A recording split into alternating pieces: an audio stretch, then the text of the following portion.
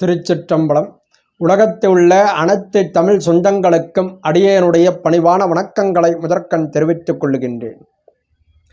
இன்றைய காணொளியாக சாஸ்திர அடிப்படையிலே பெண்கள் திருக்கோயிலுக்குள்ளே அங்க பிரதட்சணம் செய்யலாமா என்ற கேள்விக்கு மிகவும் தெளிவான விளக்கத்தை சாஸ்திர அடிப்படையிலே சிந்திப்பதற்கு ஏதுவாக இந்த காணொளி அமைந்திருக்கிறது.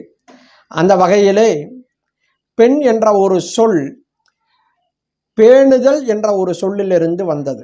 அதாவது பேணுதல் என்றால் பாதுகாத்தல் என்று அர்த்தம். கைத்தள நிறகணி அப்பமோடு அவள் ஒரு கப்பிய கரிமுகன் அடிபேணி என்று அருணகிரிநாத பெருமான் திருப்புகழிலே குறிப்பிடுகிறார். அதேபோல பெரிய புராணத்திலே தெய்வ சேக்கிழார் பெருமான் காரைக்கால் அம்மையாருடைய புராணத்தை குறிப்பிடுகின்ற பொழுது, காரைக்கால் அம்மையார் கைலாயமலைக்கு வருகிறார்கள்.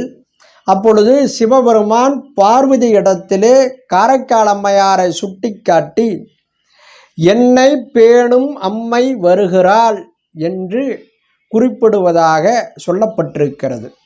அங்கேயும் பேணுதல், என்னை பேணும் அம்மை என்ற வார்த்தையை பயன்படுத்துகிறார். என்னை பாதுகாக்கக்கூடிய அம்மை என்று சொல்லுகிறார். அம்மை என்ற ஒரு சொல்லை அங்கே பயன்படுத்துகிறார்.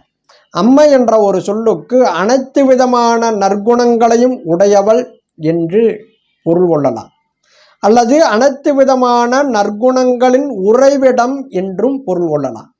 இந்த உலகத்திலேயே அனைத்து விதமான நற்குணங்களின் உறைவிடமாக இறைவன் ஒருவனே திகழ்கிறான்.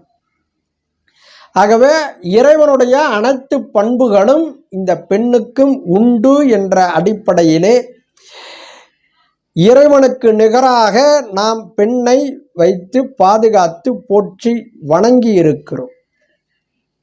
ஆகவே இந்த பெண் முழுமை அடைவது தாய்மையிலே முழுமை அடைகிறாள். தாய்மை, அம்மை, அம்மை என்ற தகுதியை பெறுகின்ற பொழுது அவள் முழுமையை அடைகிறாள் என்பது பொருள் கொள்ள முடியும். ஆகவே இந்த பெண்கள் கோயிலில் இறைவனை வணங்கினாலும் சரி, அல்லது வீட்டில் பெரியவர்களை வணங்கினாலும் சரி, எப்படி வணங்க வேண்டும், ஆண்கள் எப்படி வணங்க வேண்டும் என்ற ஒரு முறை உண்டு. ஆகவே நாம் வணங்குகின்ற முறைகள் இரண்டு வகையாக பிரிக்கப்படும். ஒன்று அட்டாங்க நமஸ்காரம், மற்றொன்று பஞ்சாங்க நமஸ்காரம். அட்டாங்க நமஸ்காரம் என்றால் 2 கைகள், 2 கால்கள், 2 காதுகள், நெற்றி, மார்பு என்று சொல்லப்படக்கூடிய 8 அங்கங்களும் தரையில் படுமாறு, நிலத்தில் படுமாறு விழுந்து வணங்குவது அட்டாங்க நமஸ்காரம்.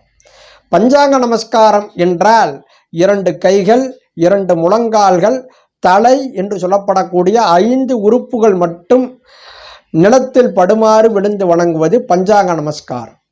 இந்த 2 நமஸ்காரங்களிலே பெண்களுக்கென்று விதிக்கப்பட்ட நமஸ்காரம் பஞ்சாங்க நமஸ்காரம் மட்டுமே. ஆண்கள் 2 விதமான நமஸ்காரத்தையும் செய்யலாம். அட்டாங்க நமஸ்காரத்தையும் செய்யலாம், பஞ்சாங்க நமஸ்காரத்தையும் செய்யலாம். கணவன் மனைவி இருவரும் சேர்ந்து நம்முடைய முன்னோர்களை, தாய் தந்தையரை வணங்குகிறார்கள் எனில் அந்த இடத்திலே இருவரும் பஞ்சாங்க நமஸ்காரம் செய்ய வேண்டும் என்பது விதி.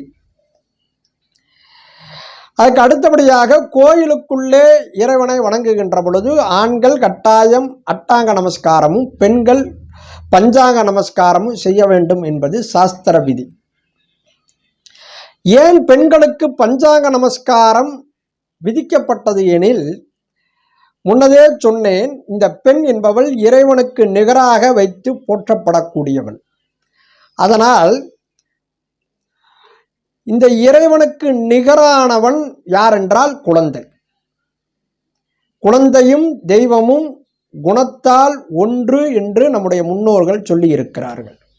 அந்த வகையிலே இந்த குழந்தையை சுமக்கக்கூடிய வயிறு, இந்த குழந்தையை ஈன்றெடுக்கக்கூடிய உறுப்பு, குழந்தைக்கு பால் கொடுக்கக்கூடிய மார்பகம், இந்த 3 உறுப்புகளும் இறைவனையே வணங்க வேண்டிய அவசியம் இல்லை என்பதற்காகத்தான் இந்த 3 உறுப்புகளும் தரையில் படுமாறு விழுந்து வணங்க வேண்டாம் என்பதற்காக பெண்களுக்கு பஞ்சாங்க நமஸ்காரம் விதிக்கப்பட்டிருக்கிறது. ஆகவே இந்த பெண்கள் திருக்கோயிலுக்குள்ளே அங்க பிரதட்சணம் செய்தால் இந்த 3 உறுப்புகளும் தரையில் பட வேண்டிய அவசியம் ஏற்படும். அதனால் அங்க பிரதட்சணம் யார் செய்ய வேண்டும் என்றால் ஆண்களுக்கென்றே விதிக்கப்பட்ட பிரதட்சணம் அங்க பிரதட்சணம், பெண்களுக்கென்று விதிக்கப்பட்ட பிரதட்சணம் அடி பிரதட்சணம். ஒரு அடி வைக்க வேண்டும், அதை தொடர்ந்தே மற்றொரு அடி வைக்க வேண்டும், அதை தொடர்ந்தே மற்றொரு அடி வைக்க வேண்டும். ஆகவே பெண்களுக்கென்று விதிக்கப்பட்ட பிரதட்சணம் அடி பிரதட்சணம், ஆண்களுக்கென்று விதிக்கப்பட்ட பிரதட்சணம் அங்க பிரதட்சணம். ஆகவே இதை இப்படித்தான் பிரித்து வைத்திருக்கிறார்கள். அந்த வகையிலே பெரிய பெரிய கோயிலுக்குள்ளேயே அது சாஸ்திரத்திற்கு மாறாக பெண்கள் அங்க பிரதட்சணம் செய்வதாக வேண்டிக் கொள்கிறார்கள். அதெல்லாம் தவறு. ஆகவே அப்படி வேண்டிக் கொண்டிருந்தால் இதற்கு பிறகாவது அதை திருத்திக் கொள்ளுங்கள், அடிப்பிரதட்சணம் செய்வதாக மாற்றிக்கொள்ளுங்கள், அங்க பிரதட்சணத்தை அடிப்பிரதட்சணமாக மாற்றிக்கொள்ளுங்கள். வேண்டியிருந்தாலும் பரவாயில்லை, இறைவனுக்கு நான் வேண்டிக் கொண்டு விட்டேன் சுவாமி, நான் என்ன செய்வது என்று கேட்டாலும் பரவாயில்லை, அந்த வேண்டுதலை இப்படி மாற்றி அடிப்பிரதட்சணமாக செய்து வாருங்கள். ஆகவே சாஸ்திர அடிப்படையிலே ஆண்களுக்கு அட்டாங்க நமஸ்காரமும் உண்டு, பெண்களுக்கு பஞ்சாங்க நமஸ்காரம் மட்டுமே விதிக்கப்பட்டிருக்கிறது. அதே போல ஆண்களுக்கு அங்க பிரதட்சணம் விதிக்கப்பட்டிருக்கிறது, பெண்களுக்கு அடிப்பிரதட்சணம் மட்டுமே விதிக்கப்பட்டிருக்கிறது என்று கூறி இந்த அளவிலே இன்றைய சிந்தனையை பூர்த்தி செய்து அமைகிறேன். நன்றி, வணக்கம், திருச்சிற்றம்பலம்.